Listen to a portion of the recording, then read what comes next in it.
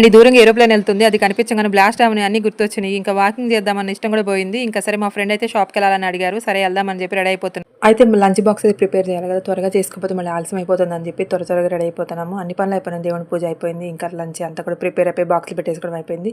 వెళ్తూ మధ్య టెంపుల్కి కూడా వెళ్దామని చెప్పుకుని టెంపుల్కి అయితే వెళ్ళిపోయాం. ఆషాఢ మాసం ఏమో అమ్మవారిని అలంకరణతో అసలు రెండు కూడా సరిపట్లేదు, చాలా బాగా అనిపించింది. ఇంకా చీరలకైతే వెళ్ళిపోయాం. ఈ షాప్లో ఉంటే ఏ షాప్కి వెళ్ళాలని చెప్పి మళ్ళీ డౌట్. మళ్ళీ అందుకని మా వదిన హార్గే కలెక్షన్ బాగున్నాయి అన్నారు, దానికైతే వెళ్తాం. లక్ష్మీవారం చూపించుకోవడానికి కూడా సరిపోయే విధంగా అంచున తీసుకుంటాను. మా ఫ్రెండ్ అయితే తీసేసుకుంది. నేనైతే ఓ చీరనైతే మనసు పడేసుకుని కట్టించుకుని కూడా చూస్తున్నాను. కట్టించుకున్న చీర అయితే లైన్స్ కానీ దాని మీద వచ్చిన సన్నటి గోల్డ్ లైన్స్ చాలా బాగున్నాయి. ఇంకా బయటకు వచ్చేసాక షాపుల ముందు పెట్టున్నాయి. ఇంత అందమని ఏనుగులు కూడా ఉన్నాయి చూడండి వాటి మీద స్టోన్స్ తో.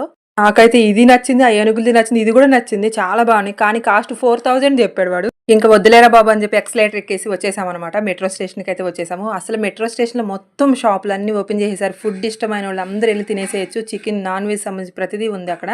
మొక్కజొన్న కండ్లు కూడా వచ్చేసినాయి అనగానే మా ఫ్రెండ్ అయితే ఇప్పించింది. 40 రూపీస్ అంట, అంత రేటు ఉన్నాయి. సరే అని చెప్పి ఇంకా కట్లెట్ తీసుకున్నాం. పిల్లలకు కూడా పానీపూరి కట్లెట్ అయితే తీసేసుకుని వచ్చేస్తున్నాము. చూస్తుంటే మబ్బులు అయితే పట్టని. ఇంకా లాస్ట్ గోలీ సోడా కూడా తాగాము. ఇంకా షాపింగ్ అంతా ఆ మాత్రం ఉంటది కదా.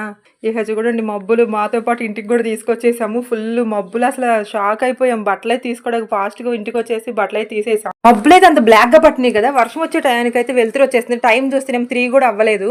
రేంజ్ లో పడుతుంది వర్షం అయితే. స్టార్ట్ అయినప్పుడు అయితే చిన్నగా ఉంది. అసలు చూడండి ఇప్పుడైతే నీళ్లు రోడ్డు మీద చూడండి అసలు వెళ్ళిపోతున్నాయి, అన్ని కొట్టుకెళ్ళిపోతున్నాయి. అవి స్కూల్ నుంచి పిల్లలు తీసుకొచ్చిన వాళ్ళు చాలా జాగ్రత్తగా రావాలి. ఇలాంటి వర్షంలో ఒక పక్క నిలబడైనా ఆగిపోయాకనే రావాలి, కానీ తొందరపాటుతో రావద్దు.